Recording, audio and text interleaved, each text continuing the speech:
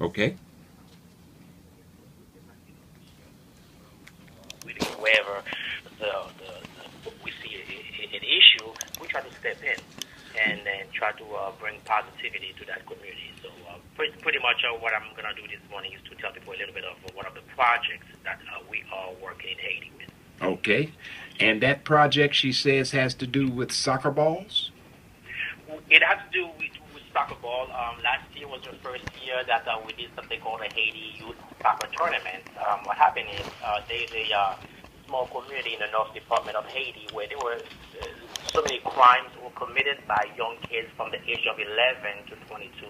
Our foundation step in and we make a deal with those young people in the community where if they give up crimes, we're gonna bring soccer to the community, give them something positive to look forward to. Yes. And they were very, very, very happy with the idea. So last year was a great success. I was using a lot of uniforms last year, but this year, what they, of course, because of last year's success, so we have more team involved. We have about 82 teams involved this year, and we try to raise soccer balls so that they can train for practice and also for the games.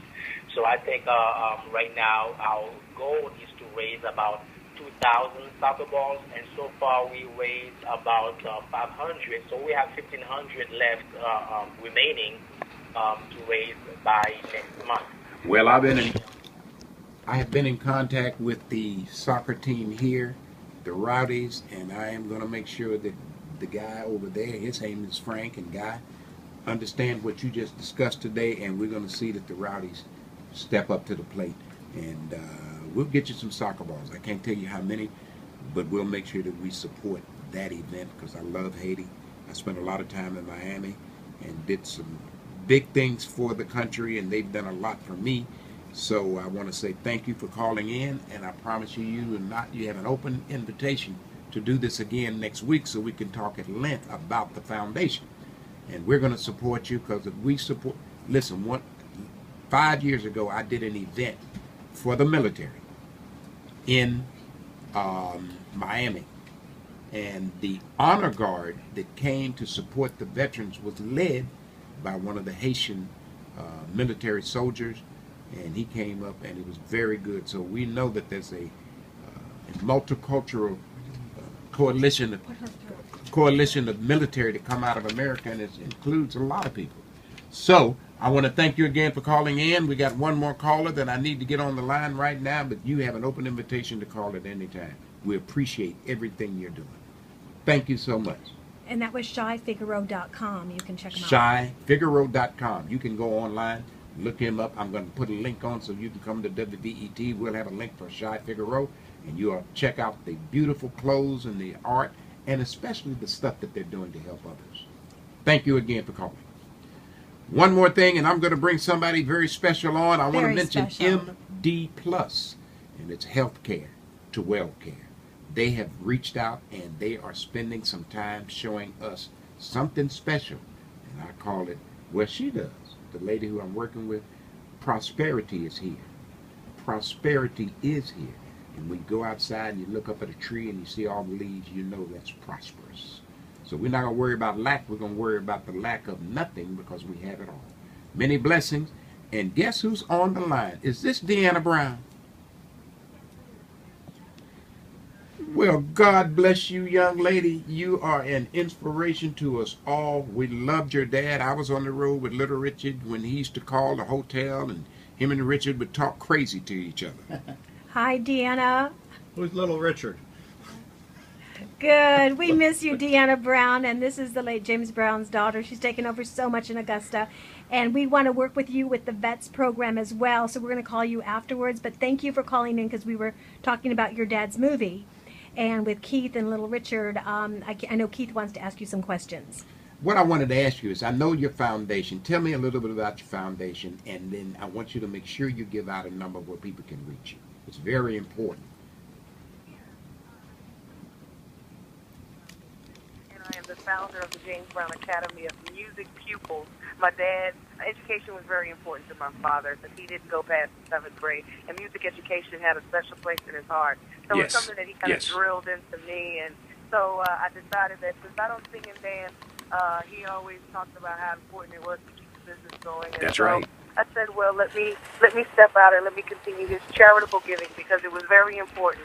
Dad never forgot where he kind of came from. He remembered those poor, humble beginnings, and he never forgot that, and he didn't want to forget those who couldn't get out of that. That's but right. Also, talking about the movie.